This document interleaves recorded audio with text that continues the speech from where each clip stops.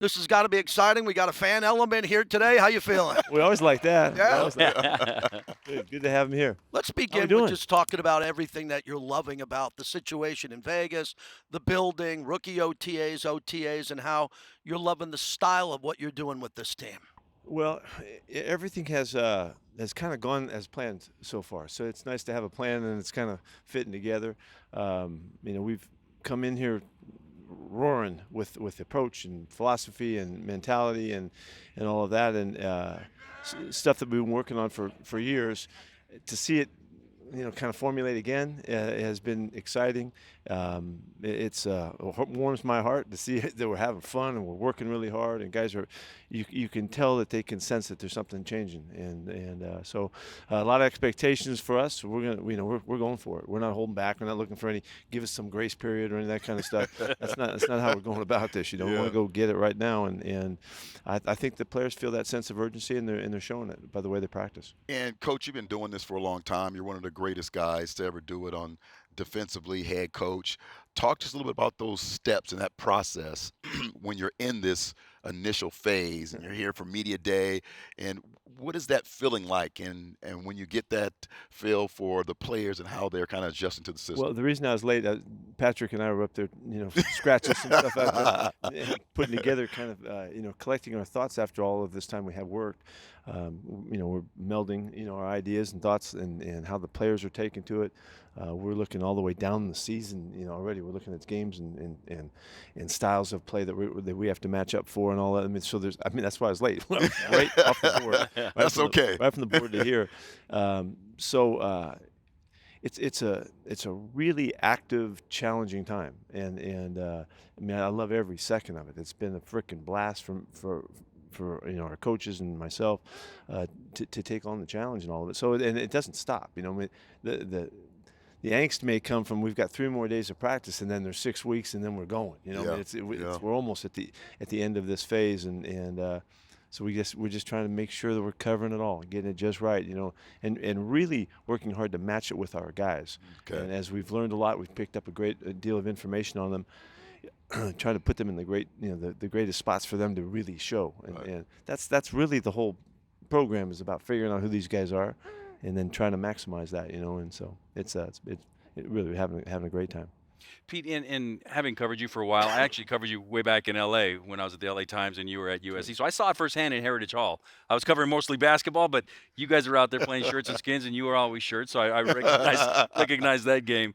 But in terms of when anybody talks about you, they talk about the energy, they talk about the enthusiasm, they talk about all that. Jacoby Meyer said you must be taking some extra kind of supplement for the kind. It's not the first time somebody suggested it. So how does that translate onto success on the field, or is that simply just the basis for everything that's happening with whatever program you're in, whether it's USC, Seattle, here in Las Vegas now? Yeah, well, we really operate. There's some principles, behind what we're doing, and one of them is something good is just about to happen. There's this unrealistic optimism that I know that my mom helped me, live with, and that it gives us an outlook and an attitude that we're going to make something of what is presented to us, and so I want to try to max it out every day, and if I can't do it, I can't expect the players to do it.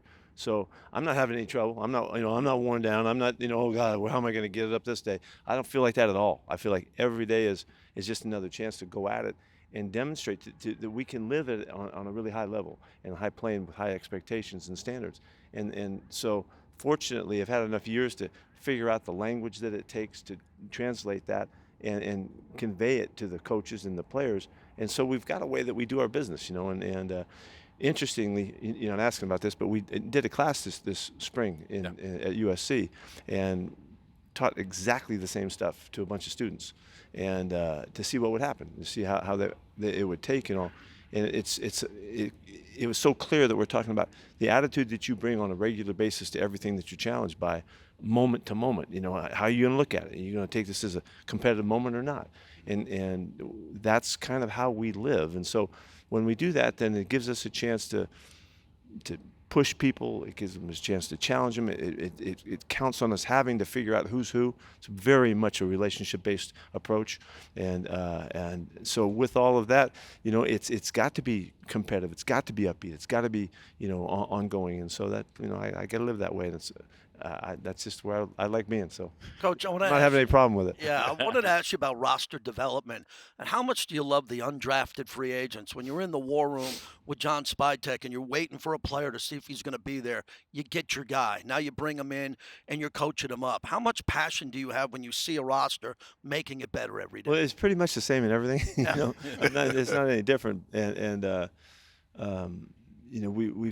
We've really shifted the roster quite a bit, and we've done it with the individual people that have come into the program and their mentality that has already added to the kind of way that we like to go about it. Landon Roberts has been a big factor for us, coming in. Great attitude guy, great mentality, tough as hell, loves the game, and just brings instant connection to leadership.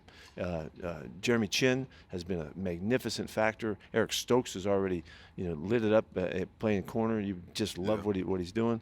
And so we've had influence from guys. Ian Thomas has had a tremendous camp with us. It feels like he's kind of been reborn again, and with an already stout tight end group, he gives us a new factor. Raheem Mostert also, attitude, experience, background. These guys they're making a point. And of course, Geno has been an enormous factor to fit into all aspects of what we stand for. So there's been an infusion here, and so it's really exciting. Like as you point out for John and I to put it together. There's some guys in this class that we drafted that not other people. I think few people would have seen them the way we see them, but they're bringing a profile to us that gives us a chance to also have a big influence on the roster and all of that, and we're really excited about. Darian Porter has looked really good. Dante Thornton has looked really good.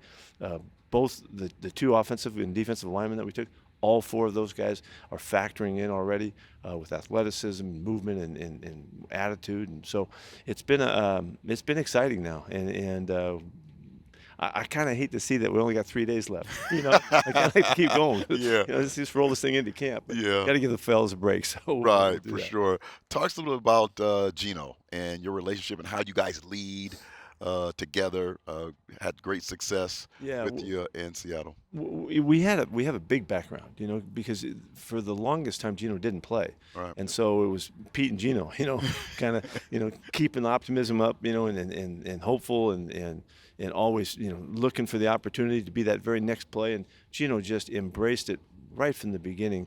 I've never been around a guy who was so consistently focused on I could be playing the very next play, and so I've got to be ready. And he did it for years.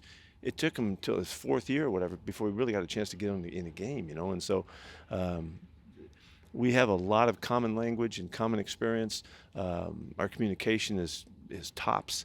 My belief in him as a player, as a person, just a frickin' thrower. He can wing it now, and he's shown it throughout. He's had every opportunity with Chip's offense, sharing with Geno. It's come together where you can really tell that Geno's a big factor in it. So he's got such a consistent mentality about the way he competes, the way he comes to practice every day, the way he goes about his meetings, that he's already influenced a bunch of guys, and really positively without having to be a jerk about it. Or he just is being Geno, and when he's there and we can keep him in that, then he's got a chance to be a fantastic player. He's got some issues too now, like we all do. All do. I got mine too, That's right. And so Geno and I have figured that out, how we can kind of get through the challenges and the hard stuff so that we can keep ourselves on track, to be really good at what we're doing. And so it's been a marvelous influence. Pete, I know you've been doing this long enough to where very few things are going to surprise you, but you learn something new every day, obviously. But coming to this organization, which is different, did you have to lean on any of your old SC guys, maybe even like the Carson Palmers, the Matt Leinerts, Darnell being Frosty Ruckers, to get a sense of what you were walking into with this organization, or was it all just kind of, honestly, I really grew up with the Raiders. Yeah. Being a Bay Area guy, and so this has not been a transition, of newness to me. Al Davis is effect on the game of football and his approach. And that was right down just across the Richmond Bridge. Yeah. It was just across the way. And so. As much as I was a Niner fan growing up, San Francisco born and all that kind of stuff, the Raiders thing was just home base. So that has been more. It's been more thrilling to be a part of it than it has been transition to figure it out. Gotcha. And I know that this is kind of I'm going a little bit too far here in some regards. But Al had principles about the way he built a program, and he had his concepts, and he had his approach, and however it happened, I do too. And I have a way that I do what I do, and there's a lot of crossover in our expectations and the standards that we set. Even the style of players we like to play with is very similar. We like guys that can run. Know, yeah. We like guys Can that you can run. run? We like guys that are tall and fast.